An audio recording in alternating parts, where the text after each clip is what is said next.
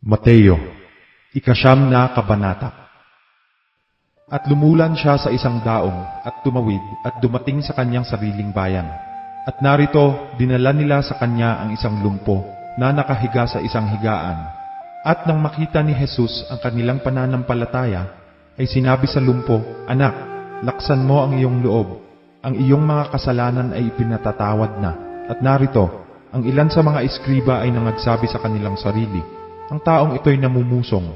At pagkaunawa ni Jesus ng kanilang mga kaisipan, ay sinabi, "Bakit nangag-iisip kayo ng masama sa inyong mga puso? Sapagkat alinbaga ang lalong magaang sabihin, ipinatatawad na ang iyong mga kasalanan, o sabihin magtindig ka at lumakad ka. Datapwat upang maalaman ninyo na ang anak ng tao'y may kapamahalaan sa lupa na magpatawad ng mga kasalanan." Sinabi nga niya sa lumpo, "Magtindig ka, buhatin mo ang iyong higaan, at umuwi ka sa iyong bahay." At nagtindig siya at umuwi sa kanyang bahay. Datapwat nang makita ito ng karamihan, ay nangatakot sila at kanilang niluwalhati ang Diyos, na nagbigay ng gayong kapamahalaan sa mga tao. At pagdaraan doon ni Jesus, ay nakita niya ang isang tao, na kung tawagi Mateo, na nakaupo sa paningilan ng buwis.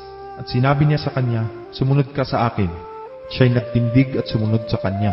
At nangyari na nang nakaupo siya sa pagkain sa bahay, narito ang maraming maniningil ng buwis at mga makasalanan ay nagsirating at nagsiupong kasalo ni Jesus at ng kanyang mga alagad. At nang makita ito ng mga Fariseo, ay sinabi nila sa kanyang mga alagad, "Bakit sumasalo ang inyong guro sa mga maniningil ng buwis at mga makasalanan?" Datapwat nang ito'y marinig niya, ay kanyang sinabi, "Ang mga walang sakit ay hindi nangangailangan ng manggagamot, kundi ang mga may sakit. Datapwat magsihayo kayo at inyong pag-aralan kung ano ang kahulugan nito. Habag ang ibig ko at hindi hain, sapagkat hindi ako naparito upang tumawag ng mga matuwid, kundi ng mga makasalanan." Nang magkagayoy, nagsilapit sa kanya ang mga alagad ni Juan, na nangagsabi, "Bakit kami at ang mga Fariseo ay nangag-aayunong madalas, datapwat hindi nangag-aayuno ang mga alagad mo?" At sinabi sa kanila ni Jesus, "Mangyayari bagang mga luksa ang mga abay sa kasalan, samantalang ang kasintahang lalaki ay kasama nila? Datapwat darating ang mga araw, na ang kasintahang lalaki ay aalisin sa kanila, at kung magkagayoy, mangag-aayuno sila. At sino may hindi nagtatagpi ng bagong kayo sa damit na luma, sapagkat ang tagpi ay bumabatak sa damit at lalong lumalala ang punit.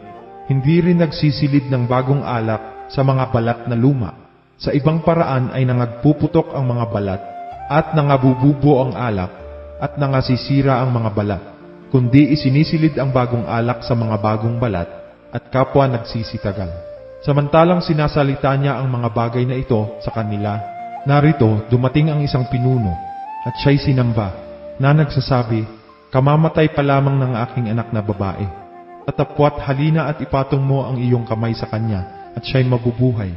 At si Jesus ay nagtindig at sumama sa kanya, pati ng kanyang mga alagad. At narito, isang babaeng inaagasang may 12 taon na ay lumapit sa kanyang likuran, at hinipo ang laylayan ng kanyang damit, sapagkat sinabi niya sa kanyang kalooban, "Kung mahipo ko man lamang ang kanyang damit, ay gagaling ako." Datapwat paglingon ni Jesus at pagkakita sa kanya, ay sinabi, "Anak, laksan mo ang iyong loob. Pinagaling ka ng iyong pananampalataya." At gumaling ang babae mula sa oras na iyon. At nang pumasok si Jesus sa bahay ng pinuno, at makita ang mga tumutugtog ng mga plauta, at ang mga taong nangagkakagulo, ay sinabi niya, "Magparaan kayo, sapagkat hindi patay ang dalaga, kundi natutulog." At tinawanan nila siya na nililibak. Datapwat nang mapalabas na ang mga tao, ay pumasok siya, at tinangnan niya siya sa kamay, at nagbangon ang dalaga. At kumalat ang pagkabantog na ito sa buong lupang yaon. At pagkaraan doon ni Jesus, ay sinundan siya ng 2 lalaking bulag, na nangagsisisigaw, at nangagsasabi, "Mahabag ka sa amin, ikaw na anak ni David." At nang pumasok siya sa bahay, ay nagsilapit sa kanya ang mga lalaking bulag, at sinabi sa kanila ni Jesus, "Nagsisisampalataya baga kayo na magagawa ko ito?" Sinabi nila sa kanya, "Oo, Panginoon." Nang magkagayoy, kanyang hinipo ang mga mata nila, na sinasabi, "Alinsunod sa inyong pananampalataya, ay siyang mangyari sa inyo." at nangadilat ang kanilang mga mata, at mahigpit na ipinagbilin ni Jesus sa kanila na sinasabi, "Ingatan ninyong sino may huwag makaalam nito."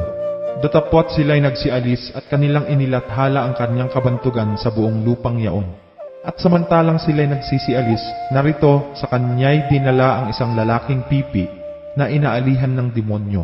At nang mapalabas ang demonyo, ay nagsalita ang lalaking pipi, at nangagtaka ang mga karamihan na nangagsasabi, "Kailan may hindi nakita sa Israel ang ganito?" Datapwat sinabi ng mga Fariseyo, sa pamamagitan ng prinsipe ng mga demonyo, ay nagpapalabas siya ng mga demonyo.